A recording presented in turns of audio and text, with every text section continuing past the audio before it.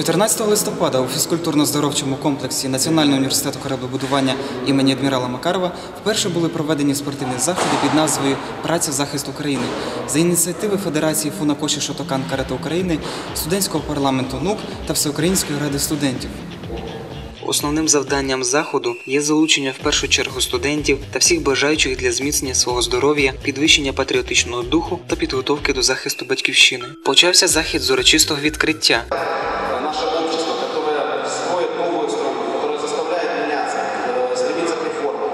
Это именно та движущая сила, которая защищает нашу страну сегодня. Та движущая сила, которая трудится на благо нашей страны. И немаловажно понимать, что именно от того, как наша молодежь будет себя чувствовать физически, как будет развит их дух, от этого зависит то, какой наша страна будет в будущем. Спасибо большое, что все сегодня пришли. Я надеюсь, это мероприятие будет важнейшим, но не последним в череде мероприятий, призванных увеличить спортивную подготовку и патриотический дух нашей молодежи. Спасибо. Після якого студентам було продемонстровано показовий виступ Федерації Фунакоші Шотокан Карате.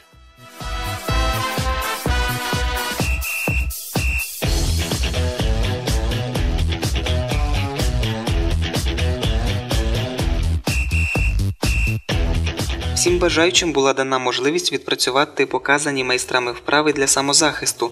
Саме це викликало захоплення у студентів.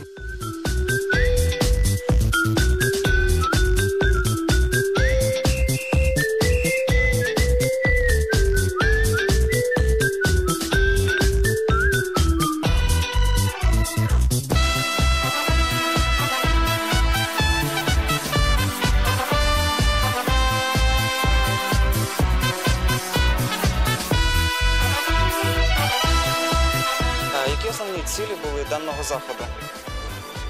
Основные цели данного мероприятия – это была популяризация спорта, в частности Фунакоши Шотокан Карате. Это и была комбинация, инновация создания такого проекта, как «Праця захист Украины», где современная молодежь в современных условиях поддерживала свой физический уровень и обладала минимальными знаниями самообороны и самозащиты.